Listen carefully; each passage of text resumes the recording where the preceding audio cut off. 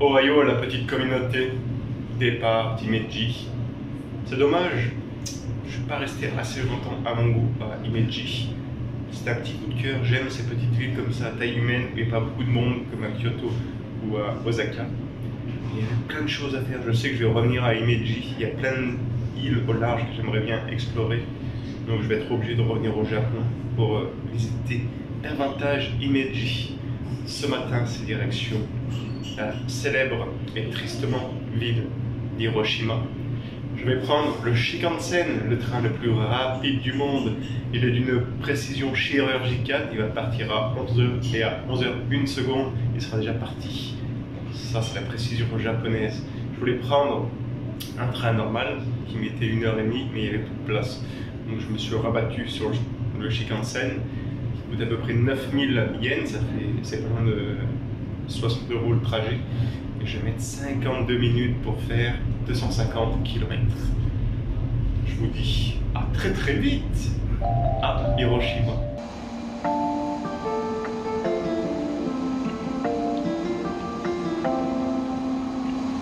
Le voilà, le train le plus rapide du monde.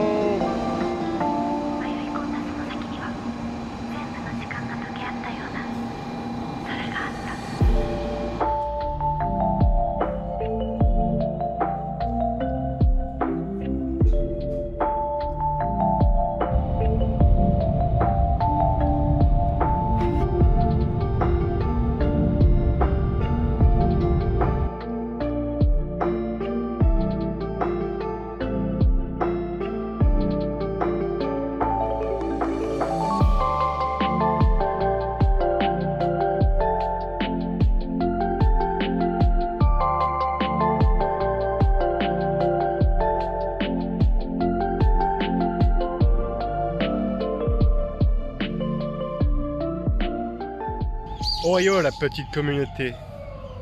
Je suis donc bien arrivé à Hiroshima depuis Himeji très rapidement. Je viens de faire le checking de mon hôtel. C'est donc tout bon pour aller faire notre première sortie. Nous allons commencer en premier lieu par le parc commémoratif de la paix. Il a été construit juste à côté de l'épicentre de la bombe d'Hiroshima qui a explosé le 6 août 1945. Juste attenant à côté, vous avez le dôme de Gombaku. C'est le seul bâtiment qui a résisté à l'impact de la bombe. Et en fin d'après-midi, j'irai visiter le musée de la guerre d'Hiroshima. Je vous expliquerai un peu plus en détail le dôme de Gombaku au fur de la visite.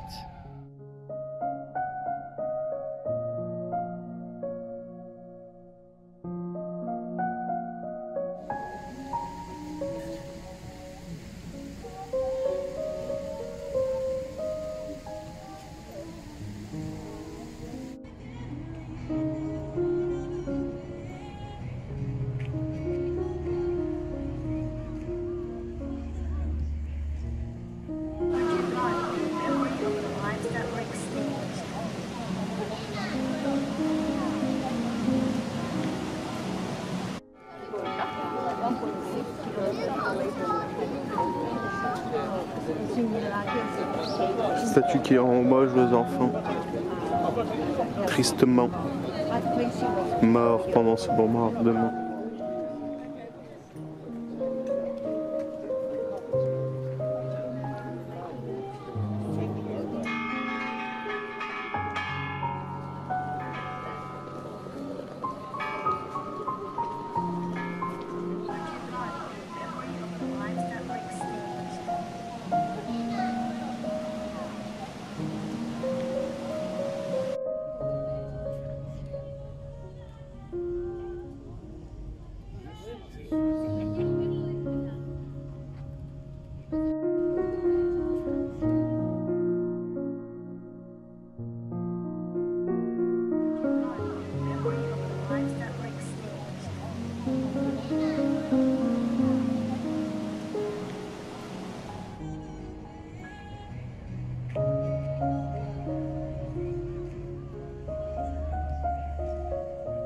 Je me trouve juste derrière le dôme de Gombaku.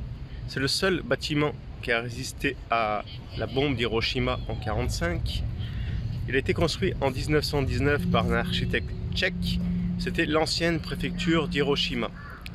lorsque la bombe a explosé le 6 août 1945, c'était une bombe atomique à répartition. C'est le souffle de la bombe qui a rasé entièrement Hiroshima. Et comme Kombaku était à l'épicentre de l'impact, ça a préservé sa structure. Ils ont voulu le garder tel pour montrer l'impact de la bombe d'Hiroshima.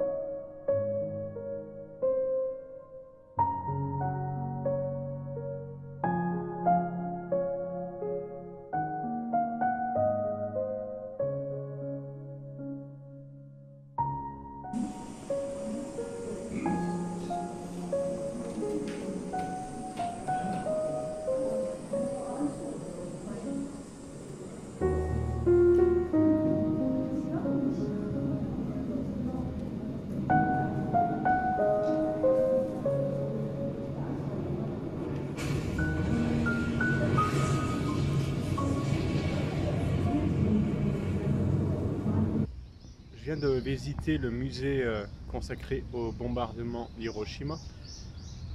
C'est quand même fou de se dire que juste pour des raisons politiques et de pouvoir, ce que l'homme est capable de faire, ça m'a vraiment touché. C'est vraiment l'après du bombardement, ce que les gens ont subi dû aux radiations.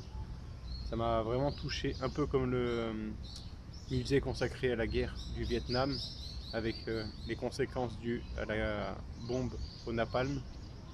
C'est vraiment horrible. C'est surtout les enfants qui n'ont rien à voir là-dedans, quand tu es impliqué, qui est vraiment horrible. C'est vraiment un musée très poignant. Après avoir visité le jardin de la paix, on va aller visiter Hiroshima.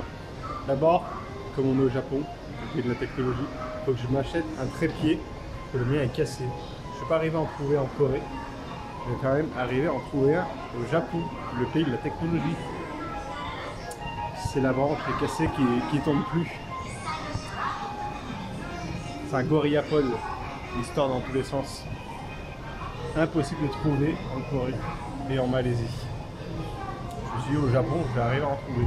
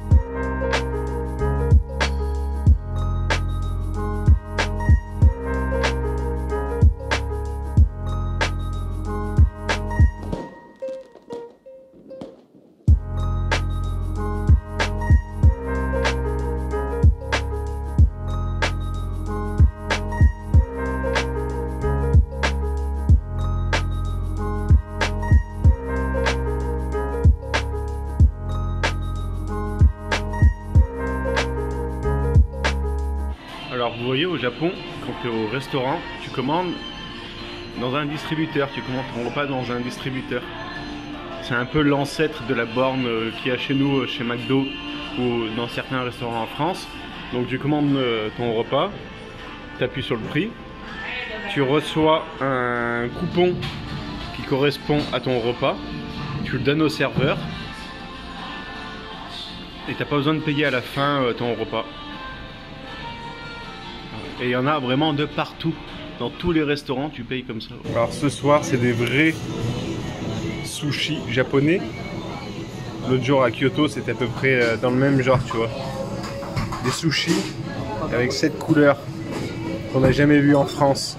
Avec pas un riz gluant qu'il y a en France et au Japon. Alors là, je vous dis, pour ceux qui ne savent pas, quand on trempe dans la sauce, c'est du côté du saumon, pas du côté du riz comme on fait en France.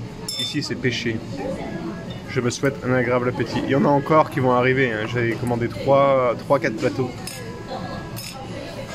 Allez, bon appétit.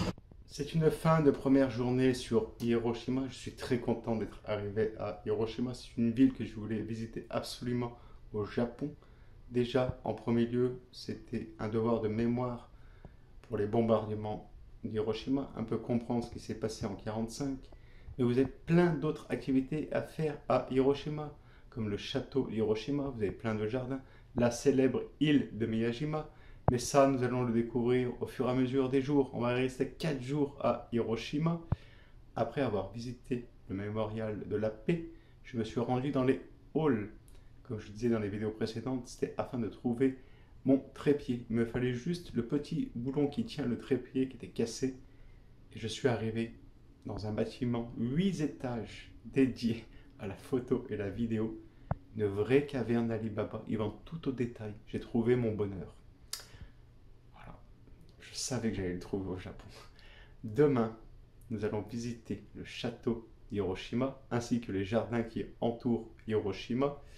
Donc je te dis à demain à Hiroshima.